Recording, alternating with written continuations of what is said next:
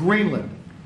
What is your vision for the potential annexation of Greenland and getting them potentially to Well, I think it'll happen, and I'm just thinking, I didn't give it much thought before, but I'm sitting with a man that could be very instrumental. You know, Mark, we need that for international security, not just security, international.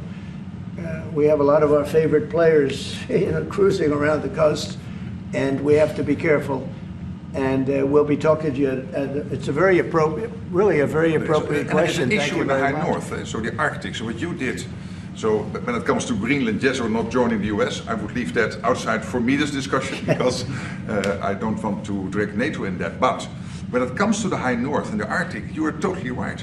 The Chinese are now using these routes. We know that the Russians are rearming. We know we have a lack of icebreakers.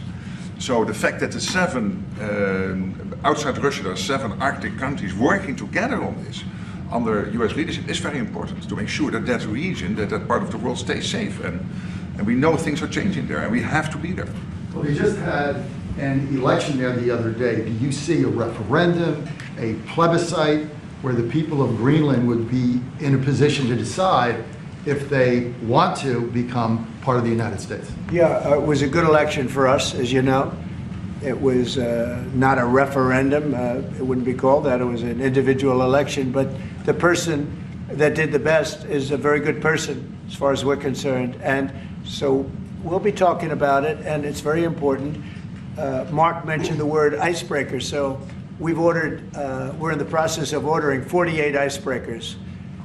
And Canada wants to know if they could use them. I said, well, you know, you got to pay for them. Think of it, Canada. We pay for their military. You know, Canada pays very little for their military because they think we're going to protect them.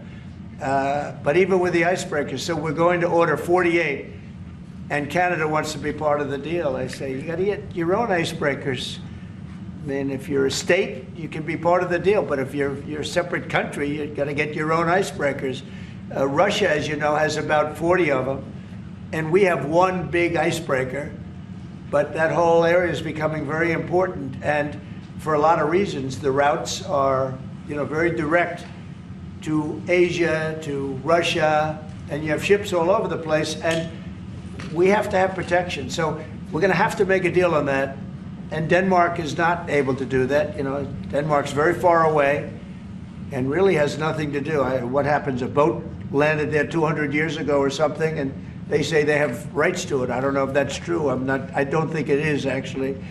But we've been dealing with Denmark, we've been dealing with Greenland, and we have to do it. We really need it for national security. I think that's why NATO might have to get involved in a way, because we really need Greenland for national security. It's very important. You know, we have a couple of bases on Greenland already, and we have quite a few soldiers, and maybe you'll see more and more soldiers.